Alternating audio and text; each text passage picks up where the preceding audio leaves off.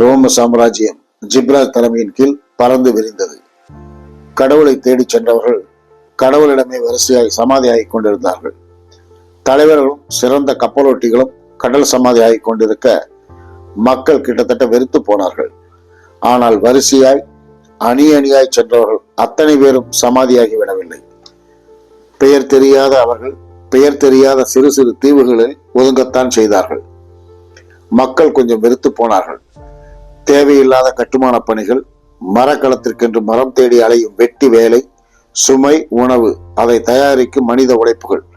போதும் அரசே, மதியுக மந்திரிகள் சொன்னான். போதும் அரசே, இளைஞர் தலைவர்கள் எல்லாம் போய்விட்டார்கள். இருப்பவர்கள் எல்லாம் எப்பை சப்பைகள் தானே.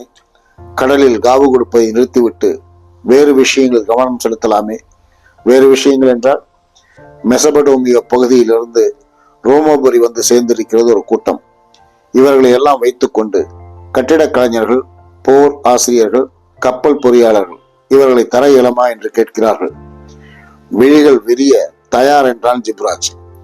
வந்தவர்கள் அரேபிய அழைகள், கைதேர்ந்த அடிமைகள், புது புது உணவுகளை சமைக்கும் கலைஞர்கள்.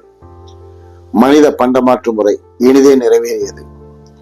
மன்னன் அந்தப்புறம் என்று பெயர் வைக்காமலேயே தனக்கென்று தோட்டங்களை உருவாக்கி, குடில்கள் அமைத்து, நீச்சல் குளம் கட்டி, மூழ்கி முத்துக்கள் எடுத்தான். சமையல் கலைஞர்கள் சமையலோடு புது புது மது வகைகளை காட்சி கொடுத்தனர். அழகிகளின் தலையணைகளில் மந்திரங்கள் உருவானது. மதுவும் மந்திரமும் வேலை செய்ய கொடுங்கோலனான ஜிப்ராஜ். உடன் இருந்தவரிடம் மக்களிடம் அன்பு காட்டியவன் அராஜகம் காட்டினான். அரசன் வீதி வழி வருகிறான் என்று மக்கள் எல்லாம் வீதியில் வந்து எட்டி பார்த்தது போய் எட்ட நின்றனர். ஓடி ஓடி ஆரம்பித்தனர். 20 வயது வரை பார்க்கும் பெண்களை எல்லாம் காதலிக்க தோன்றி, அதில் அழகான ஒரு பெண் கிடைத்தால் காதலிக்க தோன்றும். காதல் கைகூடி மனங்கள் இணையும். 30 வயதிலிருந்து 50 வயது வரை பொருளீட்ட தோன்றும். கைகூட செல்வம் கூடும். 50 வயது மூளை மெல்ல உன் சகாப்தம் முடிய போகிறது என்று லேசாக உணர்த்த சுவை நரம்புகள் அத்தனையும் விழித்துக் கொள்ளும். அதிக உணவு கேட்டு, சுவையான உணவுகள் கேட்டு நாக்கு நரம்பு அடம் பிடிக்கும். அது நோய்களை பற்றி கவலைப்படாது. மாத்திரை கொடுத்தாலும் விரும்பி ஏற்றிக்கொள்ளும். கீழிறங்கி வயிற்றுக்குள் கீழுள்ள நரம்புகள் வேண்டும் வேண்டும் வேண்டும் என கேட்கும். அவமானத்தை பற்றி கவலைப்படாது. அடி வாங்குவதை பற்றி கவலைப்படாது. குடும்பம், உறவினர், பிள்ளைகள் பிரிந்து போவதை பற்றி கூட கவலைப்படாது. அதற்கு அதன் தேவைகள் பூர்த்தியாக வேண்டும்.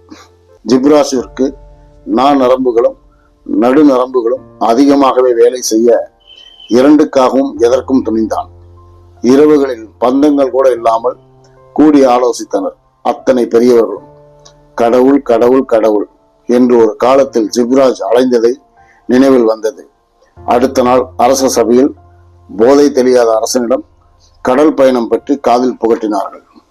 ஆள்வதற்கு கடவுள் மட்டும் வந்துவிட்டால் நீங்கள் இன்னும் முழுநேர மகிழ்ச்சியுடன் இருக்கலாமே. இரண்டாவது அவனுக்கு பிடித்து போக உடனே ஏற்பாடு செய்யுங்கள் என்றான். பாதி நிறைவடைந்திருந்த மரக்கலத்தை பெரியவர்கள் எல்லாம் சேர்ந்து குறுநகையோடு துரிதமாய் முடிக்க ஆரம்பித்து அரசனிடம் தயார் என்றார்கள். மிக நீண்ட காலம் ஆகிவிட்டதால் இம்முறை கடல் பயணத்திற்கு பெரும் கூட்டம் கூடியது. விழிகள் சிவந்திருக்க அரசனும் வந்திருந்தான். யாரெல்லாம் போக போறீர்கள் என்று கேட்டான். அந்த மாநகரின் முக்கிய 20 பெரியவர்கள் எழுந்தின்றனர். கிழவர்கள் எல்லாம் போய் என்ன செய்ய போகிறீர்கள்? அதில் ஒரு சாரர், நமது சிறு சிறு தெய்வங்களை எல்லாம் தலைமை வகித்து வழிபாடு நடத்துவதால் இவர்களால் எளிதாக கடவுளை கண்டறிய முடியும் என்றார். அடடே, இப்படி தெரிந்திருந்தால் முன்பே இவர்களை அனுப்பியிருக்கலாமே. அரசன் வருந்தியபடி 75 பேரோடு மரக்களத்தை அனுப்பி வைத்தான். எப்படியும் திரும்பி வரப்போவதில்லை. உறவுகள் கண்ணீர் வடிக்க மரக்களத்தில் இருந்தவர்களும் பதில் கண்ணீர் வடித்தனர். பெரியவர்கள் உள்ளுக்குள் சிரித்துக் கொண்டே வெளியே அழுதார்கள். காரணம், கடவுளை எல்லாம் பக்காவாக ரெடி செய்து விட்டார்கள்.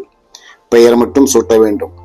அதை பாதி கடலில் சென்று நங்கூரமிட்டு நன்றாக சமைத்து சாப்பிட்டு மாத கணக்கில் ஓய்வு எடுத்துவிட்டு வெகு தூரம் எல்லாம் போகும் தவறு செய்து விடாமல் வெற்றிகரமாக திரும்பி விடுவது. மரக்களம் சென்றது. மன்னன் அன்றிரவே அதை மறந்து போனான்.